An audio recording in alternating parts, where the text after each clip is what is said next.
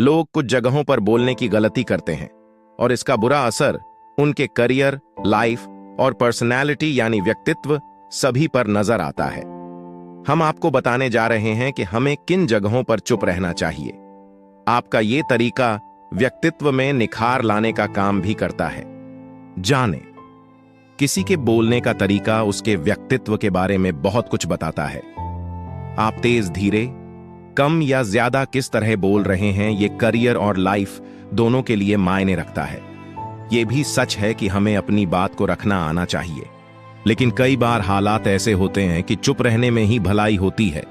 लोग कुछ जगहों पर बोलने की गलती करते हैं और इसका बुरा असर उनके करियर, लाइफ और पर्सनैलिटी यानी व्यक्तित्व सभी पर नजर आता है। इससे जुड़ी एक कहावत भी है कि पहले तोलो फिर बोलो। यहां हम आपको बताने जा रहे हैं कि हमें किन जगहों पर चुप रहना चाहिए। आपका यह तरीका व्यक्तित्व में निखार लाने का काम भी करता है। जानें, इन जगहों पर हमेशा चुप रहने की करें कोशिश। अगर आपको बहुत गुस्सा आ रहा हो तो चुप रहने की कोशिश करें। ऐसे हालात में बहुत कम लोग खुद पर काबू कर पाते हैं। गुस्सा करियर, व्यक्तित्व और जिंदगी हर किसी के लिए नुकसानदेह है। जब तक आपको पूरी बात न पता हो, हमेशा चुप रहने की कोशिश करें। अगर आप अपने ताल्लुकात को बचाने की सिचुएशन को फेस कर रहे हैं तो भी चुप रहें। जो चिल्लाए बिना बात नहीं कर पाते हो, उन्हें अधिकतर सिचुएशन में चुप ही रहना चाहिए। अगर आपके शब्द फ्रेंडशिप को नुकसान पहुंचाते हैं तो चुप रहने की कोशिश करें।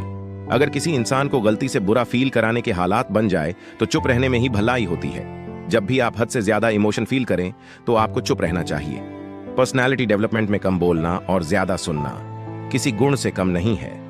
कुछ हालातों में चुप रहने की आदत फायदेमंद साबित हो सकती है, लेकिन आपको बोलने के तरीके में सुधार भी लाना चाहिए। किसी भी मुद्दे पर तभी बोले जब आपको उसकी जानकारी हो। इसके अलावा तेज या चिल्लाकर बोलने से बचें।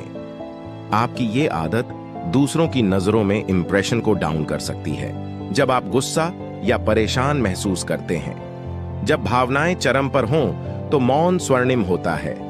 क्रोध में बोलने से आप कुछ ऐसी बातें कह सकते हैं जिसके लिए आपको बाद में पछताना पड़ सकता है। शांत होने और अपने विचारों को एकत्रित करने के लिए कुछ समय निकालने से गलतफहमियों को रोका जा सकता है और रिश्तों को बनाए रखा जा सकता है। बिना तथ्य के न बोलें। अगर आपके पास कोई तथ्य नहीं है तो वहां चुप रहने में ही भलाई है। चुप बैठने से दिमाग में नई कोशिकाओं का निर्माण होता है और इससे ज्ञान की वृद्धि होती है। बोलने में भलाई वहीं है जहां आपको किसी चीज के बारे में पूरा ज्ञान हो, शब्दों से न पहुंचे ठेस। अगर आपके शब्द किसी को मानसिक ठेस पहुंचा रहे हैं तो वहां चुप हो जाना चाहिए। कमजोर व्यक्ति के बारे में कुछ भी बोलकर आप महान नहीं बन सकते। महान आप किसी कमजोर का साथ देने में बनेंगे।